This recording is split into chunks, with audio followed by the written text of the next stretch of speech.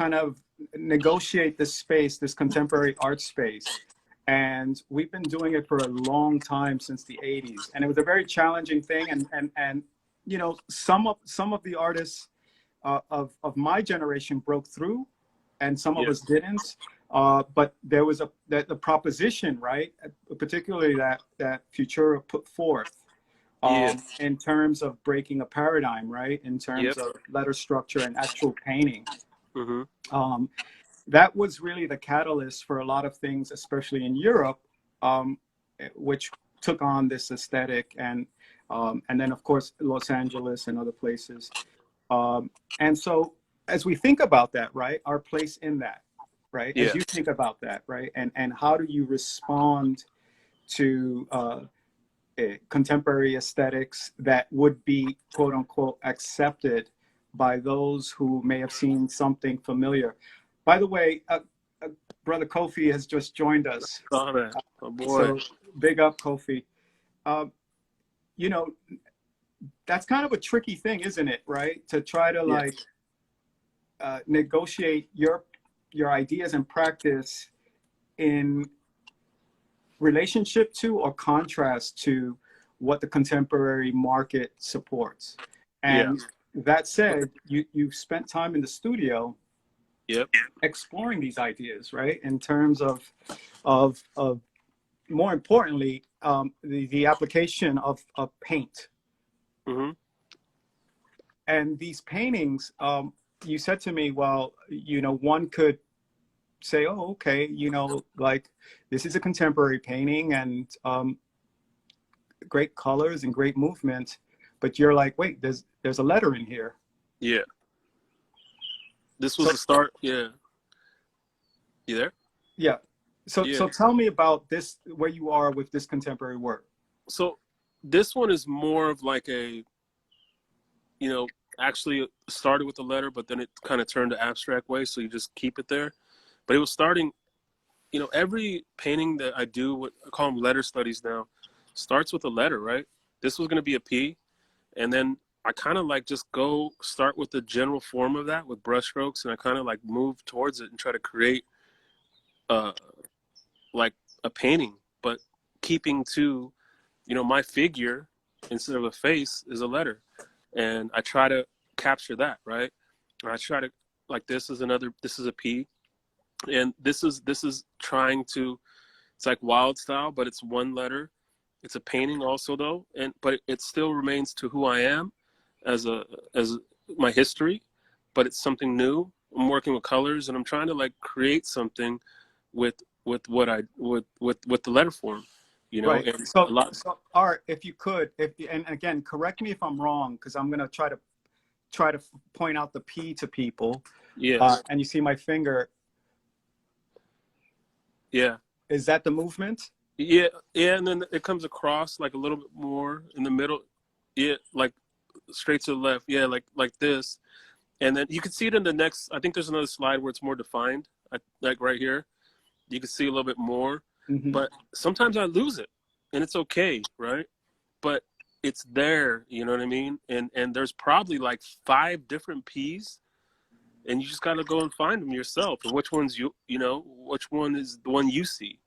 It's like, you know, I see a different one, the one I started with. But yeah, they're very, you know, abstract, but very, I try to explain to people before about abstract and letter form, right? Is like, you know, when you look at abstract, it's actually like people know what an abstract painting looks like, right?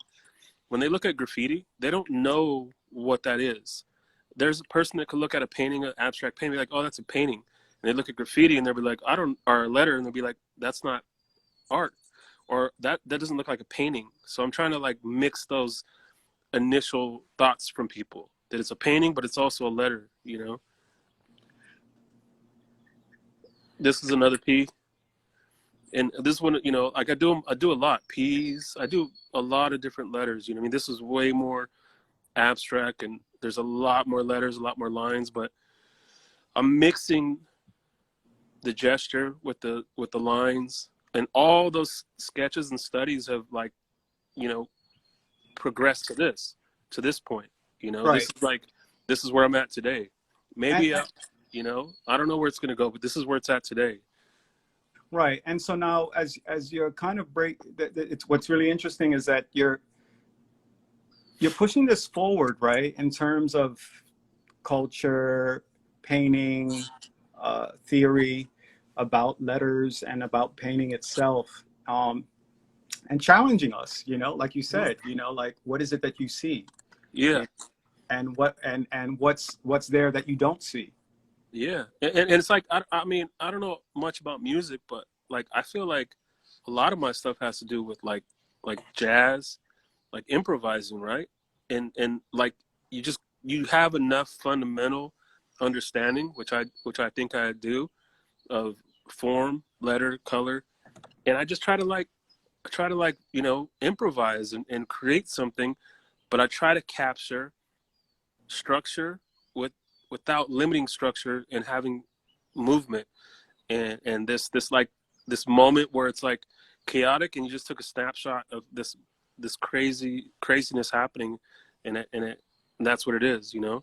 What I like, what's interesting about what you just said, and particularly this work, these folded reliefs. This was a really great exercise. I really like this a lot in terms of, you know, how it's sort of abstract origami, so to speak. But there These are is almost a like your lot of works, like, yeah. You know, yeah, I mean, I look at these almost like the works that you did, where I've seen you post the reclaimed stuff, right? The garbage, the stuff that was the remnants. yeah, the And Remnant series, yeah. yeah, the remnant series. So these works are paintings that were failed, right? They're failed for whatever reason. They failed. I didn't like them, but what I did was, instead of throwing them away, I started folding them and trying to recompose them and deconstruct them into something new, and it worked most of the time. Some you throw them away anyways, you know. You know what? I rarely throw away work. It's so weird. I get too attached. I don't think I throw it away physically, but it's maybe there to one day I'll pick it up again, you know. But again, one of the things that I like here is that it speaks to me again about the kind of maturity you're having about painting, the questioning of painting, but also like at this point, when you think about graffiti aesthetics and how we design, so to speak, the spaces, right, where they're highly painted, but that, like, if you think about the red in this, it's like the 3D or something, or the Yeah. but Like the negative space too. It's like, it has yes, to breathe, right? yes, The painting was too busy, you yes. know. And this is a lowercase a study on a reclaimed piece of paper that I found that was like really old, but shout out to coffee, like just saving old stuff that has a feeling and a weight to it, and it has a age to it, right? And then utilizing, this was all masking tape that was like from paintings that I was painting. I just kept the masking tape, cut it up, and made a little study, you know. And that's kind of like, you just get in your studio, you find time to just work, you know what I mean? And I think that's the best time. Yeah, You are a hoarder, coffee. yeah. No, I like that a lot. You know, this the use everything. It's kind of like, and you know, it's something I learned when I was young. I had seen some special about the Inuits, right, and about when they hunt, and they make use of everything. And I thought of that in terms of art, right, of studio practice, of what's hidden and what's discarded. Yeah. And of all things, tape, painted tape. Yeah. That's amazing, man. Yeah, it It's was just great. like, you know, you're using tape in the studio and it's just sitting on the wall, you know, Yeah. like, and you're just like, oh, that's a good color. Like, why I can't, I don't need to throw it away. It's just already there. You know what I mean? Just use it. Let me ask you something about the practice, right? Because you're so heavily invested cerebrally and in your practice. What were you hoping for in terms of the work, right? In terms of whether it's recognition or exhibitions, a process perhaps. I gave up on that a long time ago, you know, of what it was, right? And I just feel like at some point I just want to just keep creating, you know what I mean? Like, and I think that of course you always want to be recognized for what you're doing. You want to have like some goals. And right now, like, I don't necessarily have that, so which is a good time, but there will be a point where it's going to go towards something. Like this is an E letter, you know, and this was one of the early pieces, but it's opened me up, you know what I mean? To just like, you know, experiment, to have mixing everything I know. But, you know, for me, when I create work, like, of course I want to have something, but what I realize is that like, I'd rather document like at least one part of this year of my life.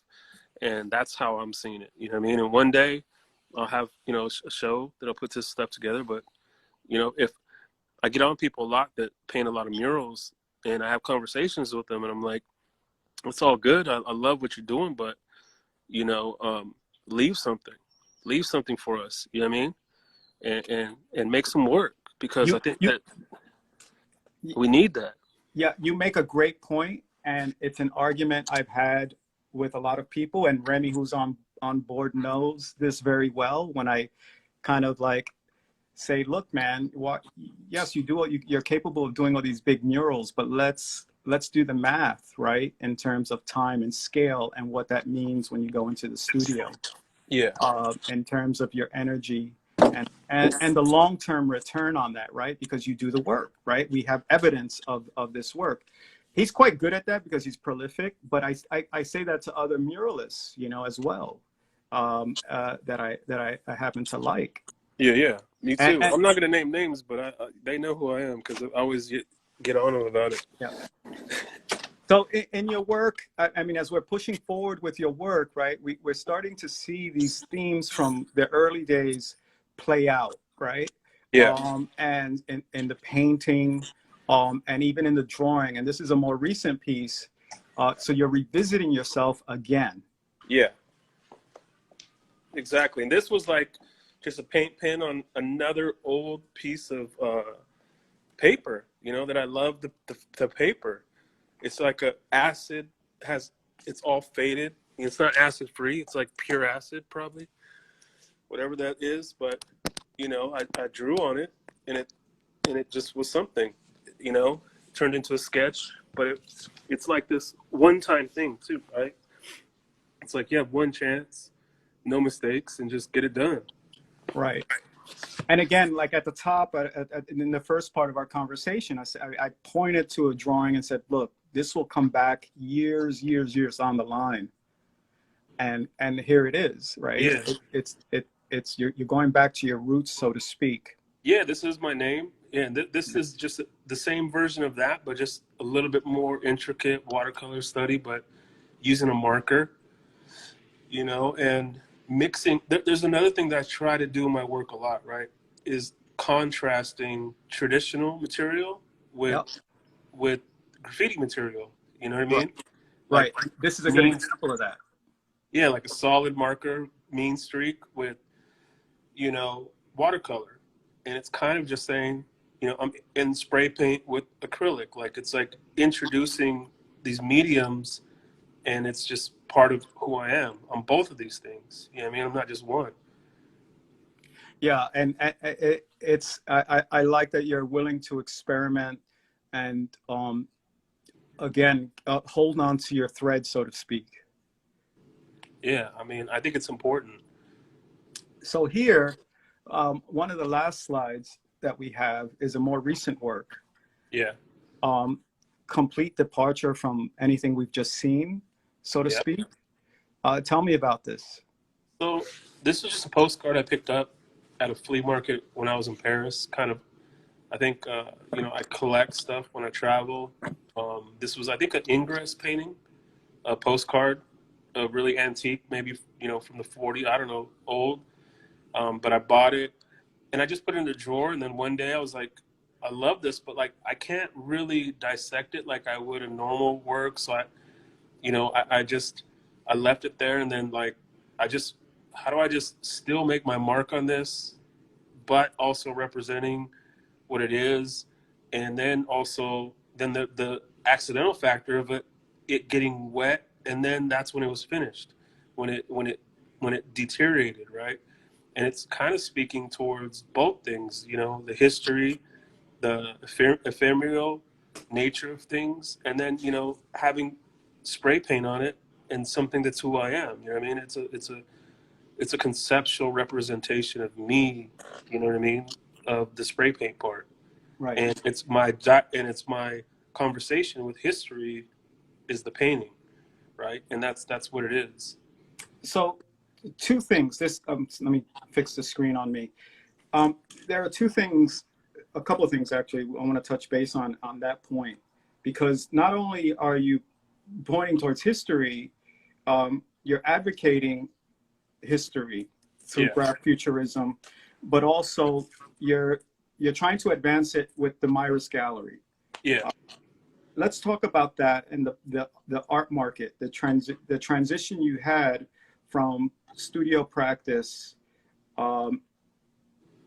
to saying, okay, we don't just need a presence online, we need a physical presence in the marketplace. Yeah. So like basically, you know, I've curated a lot of shows, self-curated, meaning like when we all went to Miami together and painted murals, and I paid for that to get the space. You know, I didn't pay for you guys to be there, but we all came together. But, you know, we did that on our own. There was no gallery involved, right? We had to do things on our own. And then I just got kind of like at a point where I'm like always working with galleries and working with them. And it was cool. I love all the galleries we worked with and done shows and curate. But I was at a point where I was like, I had a chance. And Paul, who created Myris Gallery, was a big collector of Graffuturism and always supported what I did. But he got it, right? He understood what it was. He understood, and he gave me 100% support, which is the only reason why I got involved in being a director and part of the gallery, because I had the support to do what I wanted. But also, it was a big learning curve for me to not just do what you want, because it's not going to make sense financially. And you also have to utilize your eye, or you know, the dynamics of making money and making sure the gallery sells work, right? Building the collector base. And that's been, you know, I've been in there 4 years now.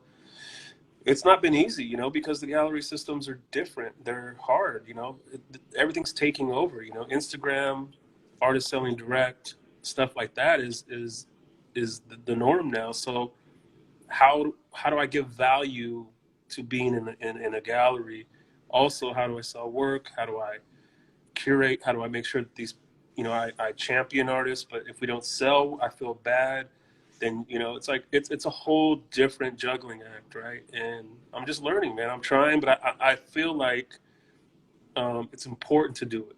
And if I don't do it, then a lot of the people that I believe in won't have as many chances. Right. You know what I And mean? you've been expanding beyond the graph genre Yeah. into more contemporary, you know, even people that come out of the street art movement Yeah. as well. And you have had a presence for several years now at Scope. Yeah. Scope, sure. And I would say a rather impressive one, because, you know, you walk right into it. Yeah. It's the first thing you confront when you come in. You see this different type of contemporary art Yeah. coming to the market. And that's important, I feel like, because one, Alexis, the owner Scope, was able to also understand what we were trying to do and got on board and gave us the opportunity. But once I get an opportunity, I'm gonna try to push it to as far as I can. Even Yeah. we lose a lot of money sometimes doing installations and stuff like that. But in the end, you know, we did it. And, you know, if we could just give those spotlights and be that presence, I feel like if you keep doing that and you're just consistent, eventually you're going to break through, right? And we've luckily had partners, and we've had the opportunity like to create huge installations, bring sculptures, Felipe Pantone did one year. It was literally backbreaking to get this sculpture done. Didn't turn out the way we wanted, but we did it. Yeah. And, we did it, and he didn't give up on it. I didn't give up on it. We were there till, 4 a.m. some nights, but we got it done. And when you walked in, this first thing you saw, and it was, people remember that, you know what I mean? And to me, it's important for me to give my all to the artists that we work with so that they can have that opportunity, and it can, like, who knows, lead to something else, but also it's part of, like, my resume in a way that the farther we go into institutions or whatever, it's just me learning and putting something in my tool belt that I know we can do, Yeah. Yeah. And I appreciate that because of the position I hold with the museum and the kind of, advocacy for artists over the years. And we both can admit to this, that it's tough to do that and kind of put your own ambitions and your work on pause. Yeah. And I had said to you before that what's unique about all this is that it's purposeful work, right? That'll live beyond us. We tell ourselves that, man, but it's tough sometimes. No, I know it for sure. I know it for sure, and I know it for sure about you. And because I not only have I lived it, I see it and push for it.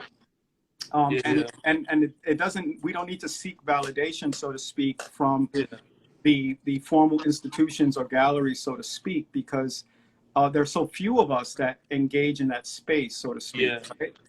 And that's like I like turning that around. Like, I've had artists tell me, like, why aren't you painting? You know what I mean? Like, and I'm like, I got to do this. Like, I mean, like, it's just, it's if I don't do it, who else is going to do this? Right. And like, it just, until I'm not needed no more, I'm going to keep doing as much as I can. But yeah, I'm going to have to be selfish at one point. Right. And what are you advising, again, as a director, what are you advising artists in this time of COVID where you guys are shut down and all the shift is drawing or bringing up a lot of stuff for a lot of artists that I speak to in terms of the work that they make, or want to make, or will stop making? Yeah.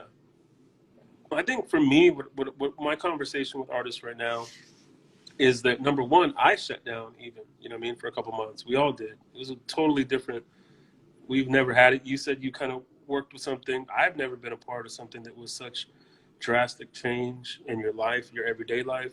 So I shut down for a couple months, but also it was a time for me to think about, like you said, what's next.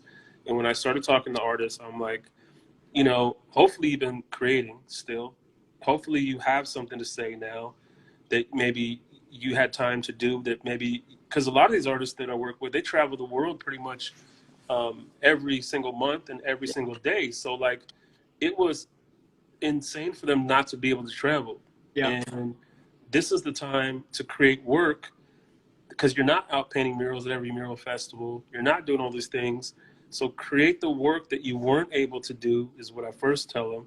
And two is that, yeah, you can sell work online on Instagram. You can make a living. We all got to make a living, but you have to, and I still say it, and I still believe in the gallery, because I feel like the gallery space, because we don't have direct access to institutions, is the only space you're going to be able to really put a real body of work together.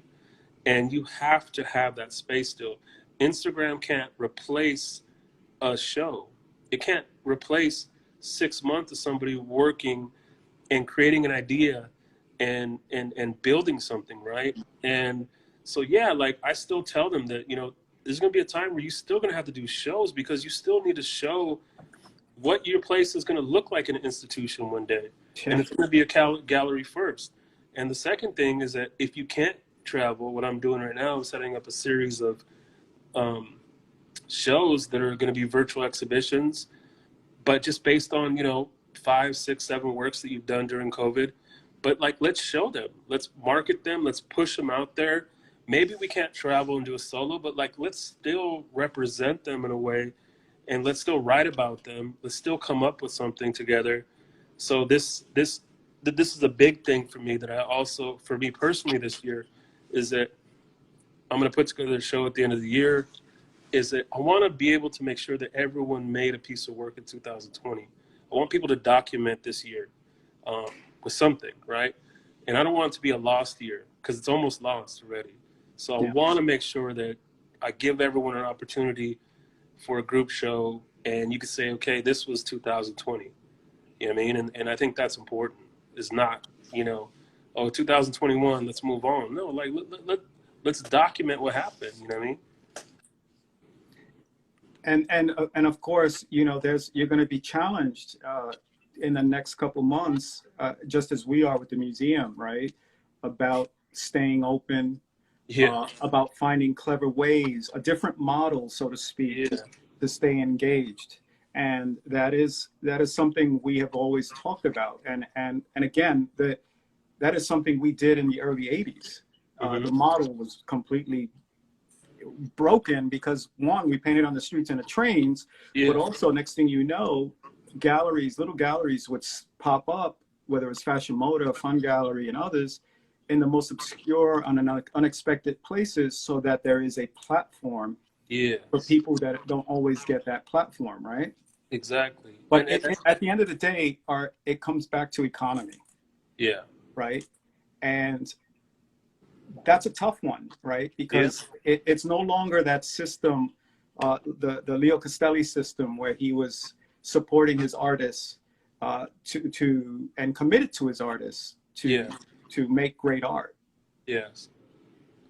Exactly. And that's where I'm hopefully, because I do have the go-ahead to now make this stuff happen, but also, you know, I'm researching how can I create an exhibition and a platform that, you know, people can actually see the work in the closest resemblance to being in a gallery, right?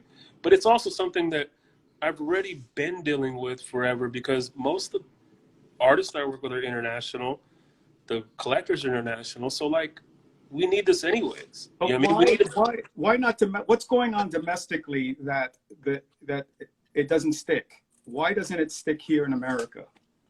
I mean, for me, I just feel like there's a deeper history of collecting art, appreciating art culturally. I think it's more acceptable for somebody to buy art somewhere else, and over here, I feel like, I live in San Francisco or near San Francisco, where we have tons of money, but, people go spend $500 on a, 5-star Michelin star, whatever meal, but they won't buy a drawing from a local artist. You know what I mean? And it's their priorities are different, right?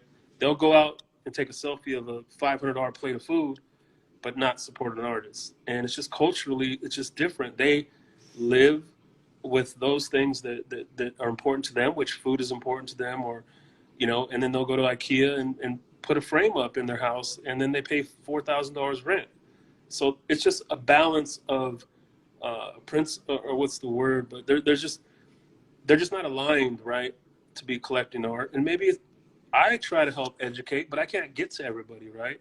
It has to happen organically, or like I'm trying my hardest, but I can't go and sit down in front of everybody and tell them why they should buy art. You know what I mean? They should, and it's easier to have a conversation with people that live with, you said, history in Europe, live with art culturally.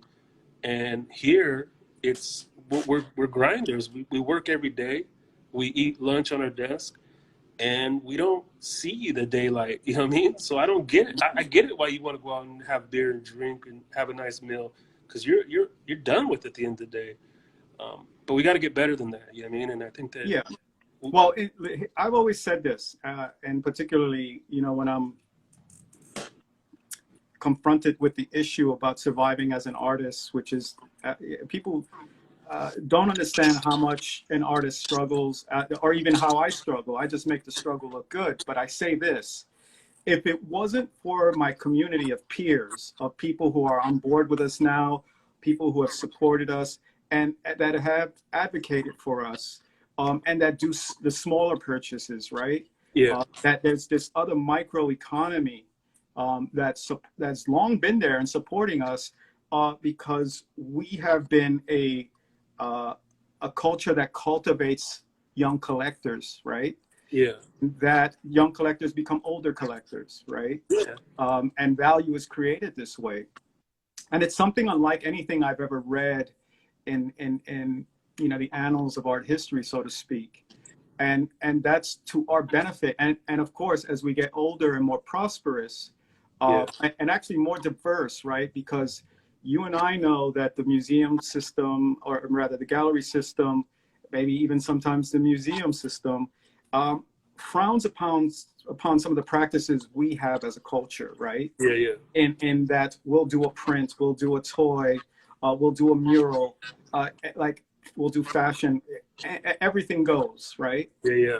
And traditionally that was frowned upon, but now you can't, there's no stopping it, so to speak. Oh yeah. You got If you're at a certain level, perhaps, right, in the market space, yeah. yeah, your gallery will control that for you. Yeah. But No, exactly. Like you said, like there's blue chip artists that will be selling stuff at like Barney's or something. I don't know who, you know what I mean? Like they're so interlaid now into toys, and then they're collector's items, and then, you know what I mean? So they're basically taking what we've been doing. You know what I mean? Like if you look at some of the collectibles markets or all that stuff, like that stuff's big money now, right? yeah, And a lot of people are priced out, but they started that stuff. You know what I mean? Like these artists that we all know started these things, and then they've been taken over by bigger corporations, bigger galleries. You know what I mean? So it's tough, but in the end, you know what I mean? Like I don't think we're done innovating. You know what I mean? So I know that we're gonna just create something new. right. You know Right what I mean? now we are responding, right, as Yeah. artists in society right now. The role of art, and I have to say this because in terms of the social crisis we're seeing at the moment, the impact of graffiti is so profound, whether it's and street art and mural art rather, Yeah. that if we look all around the world, you start seeing the engagement in a way we've never seen before. And again, we've seen other types of graffiti, which are, tagging on statues as they come down, and political graffiti and all that. That's all mixed up. But I think the space we occupy, it's really interesting and important to point out the kind of impact we are having in the engagement of social unrest. Yeah, exactly. And to me, that's why it's so disheartening sometimes to see where we're at on the gallery level, or the artists that are doing this, right? The artists that are gentrifying whole neighborhoods with their murals, and then being kicked out of that neighborhood, right? Like it's just disheartening sometimes to because to me that was one of the things I saw a long time ago. I'm like, we're changing the landscape of every city that in the world right now. You know what I mean? Like you Yeah, but can't we're not walk. stakeholders in it, right? Exactly. And that's And what yeah, right, that's the hard part. You know what I mean? right. That's the hard part. But that's what's important about the steps you've taken to do a gallery, the steps of what the Museum of Graffiti represents, right? Yeah. It's claiming ownership in our own physical space, Yes. in the community, right? Yeah, which is the and to first have, step, right. and it has to happen. And that's why I support you guys, with you and Alan. I mean, that whole, to me, I'm just blown away, that you guys are able to do what you're doing. And I'm just hoping that I could give one piece of what I'm doing somewhere else. But that's the goal, right? The goal is to slowly find a way to take ownership back. You know what I mean? Right. And again, ownership is not just in these spaces, right? Ownership is also of our own destiny and economy, and legacies, right? Yeah. And I think that's really important.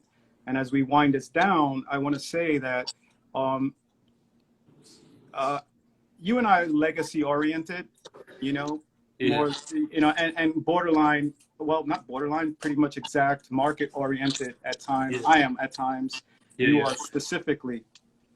And that the economy of art is also vital to our survival and our next of kin, so to speak, and the next generations that are listening to us and following us, that you have to understand the game and the number one rule of the game, that it is a game, and how you're going to play it, right? Yeah. Some people play it from the periphery, some people play it from the inside, right? Yeah. And I've learned that while it feels like one cancels out the other, I don't believe that's kind of wholly true, because here we are, right? Yeah. But I understand the inequality that's associated with that, right? With the market of art, so to speak. But here we are with an example that you've set forward, I've set forward, and the museum sets forward. Or if perhaps later on somebody else picks up the reign and pushes it forward. And that's what we talked about earlier. Is that like, yo, look, we might not be those people that push us across the finish line, but we're gonna be part of that, push, right? And that's okay. You know what I mean? Like, I'm hoping that something that I did led to us having that moment, right? And that's what I do this for. You know what I mean? That's why I'm not painting as much as I should be.